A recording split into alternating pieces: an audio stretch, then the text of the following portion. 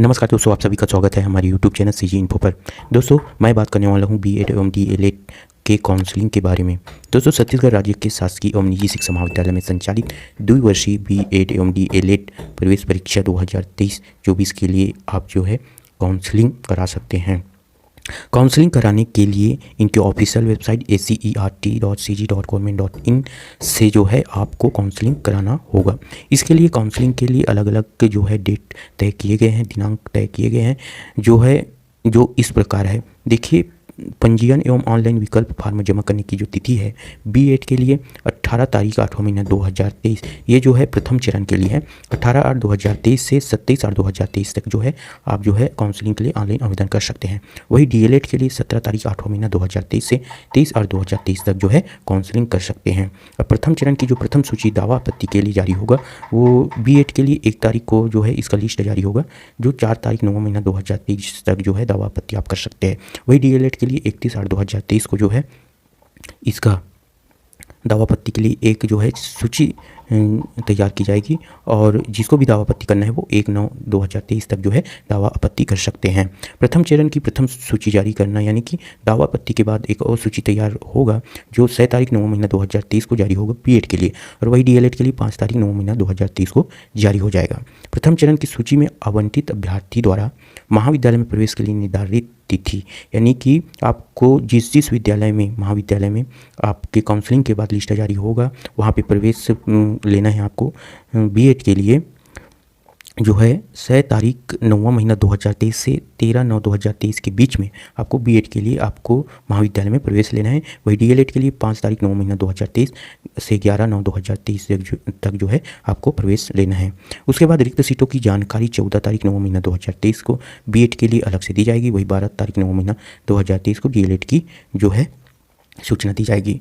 उसके बाद प्रथम चरण की द्वितीय सूची दावा आपत्ति के लिए जारी होगा, बीएड के लिए 19 तारीख 9वां महीना 2023 से 20/9/2023 के बीच में दावा आपत्ति कर सकते हैं। वही डीएलएड में 14/9/2023 से 15/9/2023 तक दावा आपत्ति आप कर सकते हैं। वही प्रथम चरण की द्वितीय सूची जारी होगा जो 22 तारीख 9वां महीना 2023 जो बीएड के लिए होगा। वही डीएलएड के लिए 20 तारीख 9वां महीना 2023 को दूसरा सूची जारी होगा, जो दावा आपत्ति के बाद सूची जारी होगा। अब प्रथम चरण की द्वितीय सूची में आवंटित अभ्यर्थी द्वारा महाविद्यालय में प्रवेश के लिए निर्धारित तय 22 तारीख 9वां महीना 2023 से 27 तारीख 9वां महीना 2023 तक बीएड के लिए आप एडमिशन ले सकते हैं। वही डीएलएड के लिए 20 तारीख 9वां महीना 2023 से 26/9/2023 तक आप प्रवेश ले सकते हैं। अब रिक्त सीटों की जानकारी अलग से 29 तारीख 9वां महीना 2023 को दी जाएगी बीएड के लिए। वही डीएलएड के लिए 27/9/2023 को सूचना दी जाएगी। इसके बाद अगर सीटें रिक्त रहती है तो द्वितीय चरण की प्रक्रिया आरंभ हो जाएगा, जिसका पंजीयन एवं ऑनलाइन विकल्प फार्म भरने का बीएड के लिए 30 तारीख 9वां महीना 2023 से आप 5 तारीख 10वां महीना 2023 तक ऑनलाइन आवेदन कर सकते हैं।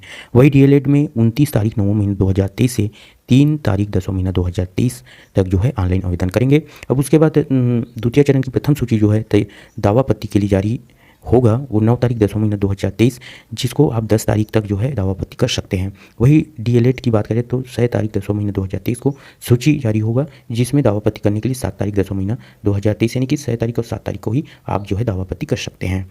दूसरी बात, द्वितीय चरण की प्रथम सूची जारी होगा 12 तारीख 10वां महीना 2023 बीएड के लिए, और डीएलएड के लिए 10 तारीख 10वां महीना 2023। अब द्वितीय चरण की सूची में आवंटित अभ्यर्थी को महाविद्यालय में प्रवेश के लिए 12 तारीख 10वां महीना 2023 से 17/10/2023 तक बीएड वालों के लिए महाविद्यालय में प्रवेश के लिए समय दिया जाएगा। वही डीएलएड के लिए 10 तारीख 10वां महीना 2023 से 16/10/2023 तक अलग से महाविद्यालय में आपको एडमिशन लेना है। उसके बाद रिक्त सीटों की जानकारी अलग से दी जाएगी, जिसके बाद और द्वितीय चरण इसमें की प्रक्रिया होगी। और जैसे ही द्वितीय चरण की पूरा प्रक्रिया समाप्त हो जाते हैं, अगर उसके बाद भी अगर 2 चरणों के बाद रिक्त सीट हो जाती है तो तीसरा चरण के लिए अलग से सूचना दी जाएगी दोस्तों। और इसके लिए अगर किसी भी प्रकार की दावा आपत्ति करना है तो इसकी ऑफिशियल ईमेल support.scm@cgchips.in पर आप दावा आपत्ति के लिए दावा कर सकते हैं।